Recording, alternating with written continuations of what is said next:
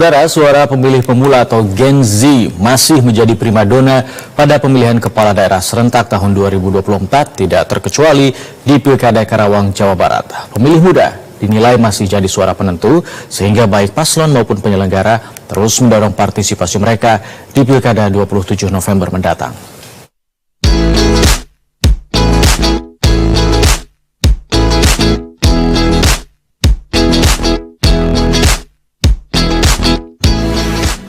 Gen Z atau generasi di bawah usia 26 tahun tetap menjadi sumber potensial mengeruk suara pada Pilkada 2024.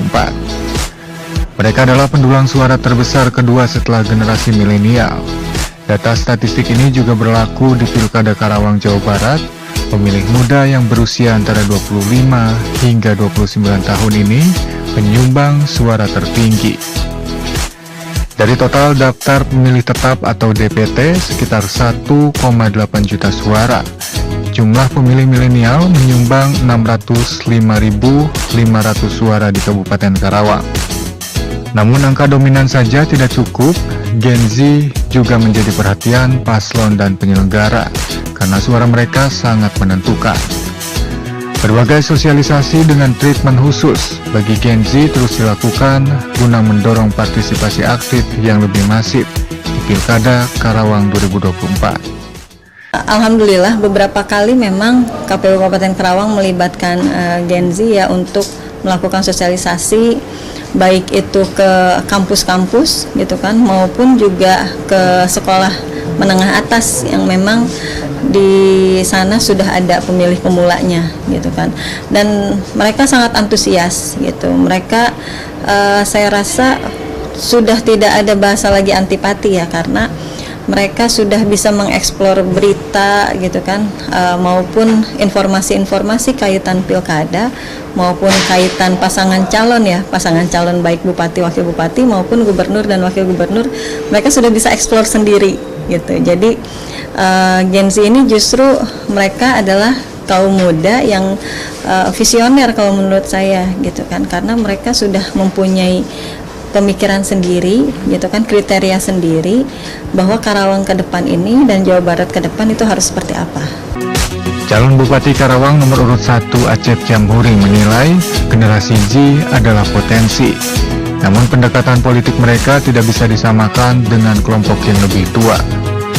Memasifkan peran media sosial hingga menggandeng selebgram atau influencer untuk meyakinkan pemilih muda terus dilakukan guna menggait pemilih muda. Gen Z ini sebagian kan mereka memegang medsos ya, jadi mungkin kita selain membuat organisasi Gen Z, ada tiap kecamatan ada gadgetnya, tetapi juga peran medsos kita akan kita munculkan dengan konten-konten yang tentunya yang baik lah ya, mungkin nanti ada ya juga dengan kita bergandengan dengan selebgram, dengan apa gitu kan ya, itu salah satu upaya-upaya gitu.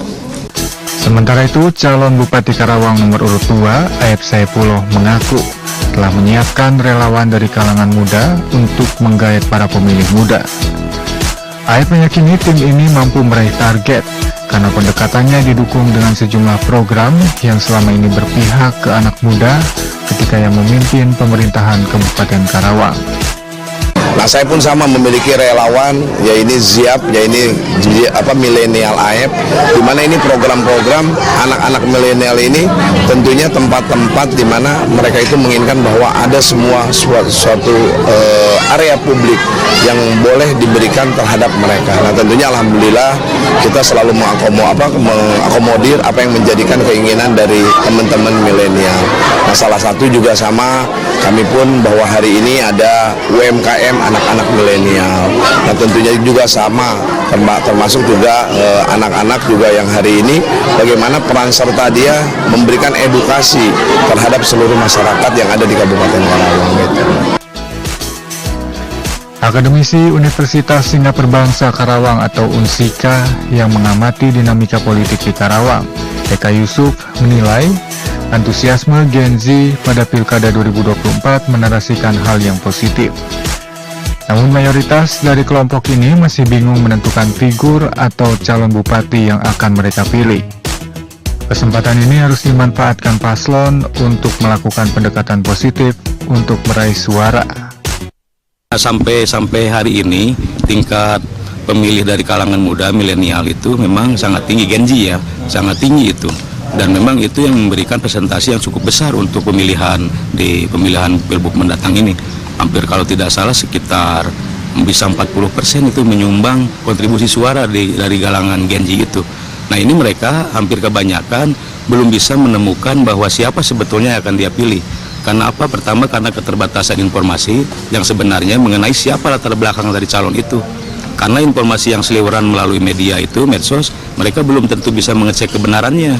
Karena setiap paslon itu kan mereka juga mengeluarkan media-media partisan yang mendukung bagaimana cara untuk membangun citra positif dari para kandidat itu. Sehingga ini para kaum Gen Z ini bingung untuk mendapatkan kira-kira menentukan siapa sebetulnya calon yang akan mereka pilih begitu.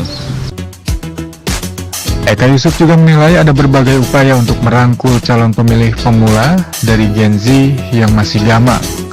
Salah satunya dengan meningkatkan sosialisasi yang lebih independen dari penyelenggara pilkada, seperti Komisi Pemilihan Umum, guna meyakinkan pemilih pemula Gen Z untuk menentukan pilihan yang benar, serta dampak yang akan dihasilkan dari pilihannya tersebut.